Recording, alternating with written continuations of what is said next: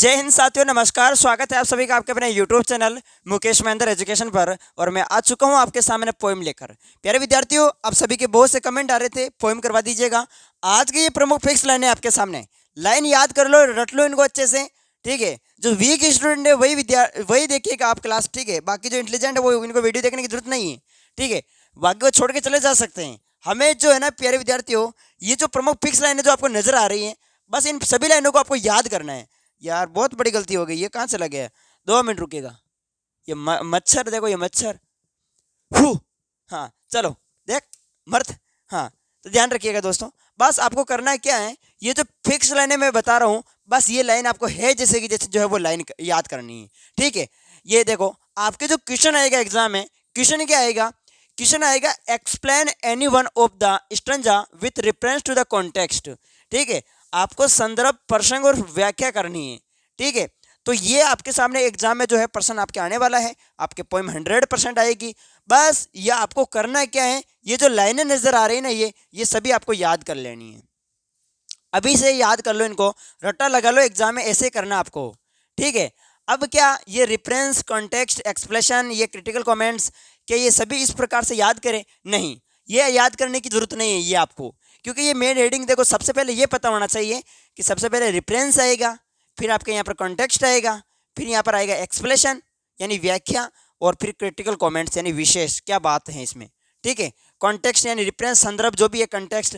अब इनमें क्या लिखना है वो देखिएगा प्यारे विद्यार्थियों। ये जो रेफरेंस, कॉन्टेक्स्ट, एक्सप्रेशन, ये कहाँ मिलेंगे? तो ये आपको क्वेश्चन में मिलेंगे। कहाँ मिलेंगे? क्वेश्चन में मिलेंगे। जैसे यहाँ पर explain any one of the stanza with reference to the context, तो सबसे पहले जो रेफरेंस लिखा हुआ है ये स्मॉल लेटर में लिखा होगा, आपको यहाँ पर कैपिटल लेटर में लिखना है, ठीक है। यानी वो बड़ा एबीसी, वो छोटी एबीसीडी में लिखो भाई, अटा अपना बड़ी एबीसीडी में लिखना है। बस वही काम करना, इसके अलावा कुछ नहीं करना, ठीक है। तो ये छोटी एबीसीडी में तो बड़ी एबीसीडी कर दी थी आप, वो देखो। मतलब कहने को मतलब बेटा स्मॉल आर यूटा, आर स्मॉल है तो अपना अटा कैपिटल करना आर, ठीक है। फिर रेफरेंस वापस है जैसा कि जैसा आ जाएगा, ठीक है। तो रेफरेंस लिख दियो। रेफरेंस के बाद में ये जो फर्स्ट लाइन आपको जो नजर आ रही है प्यारे विद्यार्थियों, आप देख सकते हैं। और मैं कह रहा हूँ आपके, देखिएगा अभी तो आप अर्धवार्षिक है, कल आपका पेपर है, तो बस ये निकलो आप। फिर आपके बोर्ड एग्जाम की तैयारी शानदार करवाऊंगा। एक इंग्लिश की भी एक सीरीज बनाऊंगा मैं, ठीक है। उसमें आपके 60 नंबर आ जाएंगे, 60 नंबर प्लस हैं, ठीक है। वो टाइम लगेगा, बस उसको तैयार करेंगे हम जल्दी। बाकी अदर सब्जेक्ट की अगर आपको सीरीज चाहिए तो ये अपने व्हाट्सअप नंबर दे देता हूँ, देखिएगा 8955661301, ये नंबर है दोस्तों। अगर आपको हिंदी की सीरीज चाहिए, हिंदी का परसों एग्जाम है, तो देखिएगा हिंदी की सीरीज की प्राइस है 50 रुपये। जिसको भी चाहिए व्हाट्सएप पर मैसेज करके आप ले सकते हैं। क्या मिलेगा उसके अंदर? उसमें chapter wise important question, previous year paper मिलेंगे और पूरी व्याकरण उसके अंदर मिलेगी, ठीक है। तो बहुत ही इंपॉर्टेंट आपके सामने सीरीज होने जा रही है, पेपर भी उसके अंदर मिल जाएंगे। चलो, तो रेफरेंस में आपको लिखना क्या है, देखिएगा। तो रेफरेंस में आपको लिखना है, ये लाइन जो आपको नजर आ रही है कि this lines have been taken from the poem Khalistan composed by Khalistan. अब ये जो मैंने आपके सामने लिखा, ये है जैसे कि जैसे लाइन आपको याद करनी एग्जाम में, ठीक है। जैसे आपने क्या लिखा, this lines have been taken from the poem, ठीक है, खालिस्तान कंपोज्ड बाय खालिस्तान। अब यहाँ पर खालिस्तान के अंदर क्या भरे? तो प्यारे विद्यार्थियों, जो भी पोएम है उस पोएम का नाम क्या है, वो उस पोएम का नाम क्या है, उस पोएम का नाम तो होगा, तो वो पोएम का जो नाम है यहाँ पर वो आ जाएगा, पोएम का नाम आ जाएगा। साथ ही कंपोज्ड बाय, उसके पोइट नेम कौन, पोइट कौन, ठीक है, पोइट नेम यहाँ पर आ जाएगा। अब ये क्या है, ये नाम, पोइट नेम, ये तो याद करने पड़ेगा आपको। मल्टीपल चॉइस क्वेश्चन करवाऊंगा उस समय, शाम को मैं ले लूंगा आपके सामने, ठीक है। चलो, वो तो यहाँ से कर लेना। बाकी ये थोड़े नाम लिख दोगे तो एग्जामिनर देखते ही कहेगा कि हाँ बच्चे को ये तो पता है कि वास्तव में ये पॉइंट कहाँ से लेके, इसके लेखक कौन है। समझ में आ गया? कभी को हाँ ने 2 मिनट, हाँ, तो यही ध्यान रखना, इसके अलावा कुछ नहीं। तो समझ गए, रेफरेंस में ये लिखना, यहाँ पर तो हो जाएगा अपना जो है वो पोइम आ जाएगी, पोइम नेम आ जाएगा, और यहाँ पर तो कंपोज बाई, यहाँ पर पोइट नेम आ जाएगा, ठीक है। तो बस ये लाइन याद रखना आपसे भी। रेफरेंस में क्या याद रखना है कि this lines have been taken from the poem Khalistan composed by Khalistan, बस ये करना है।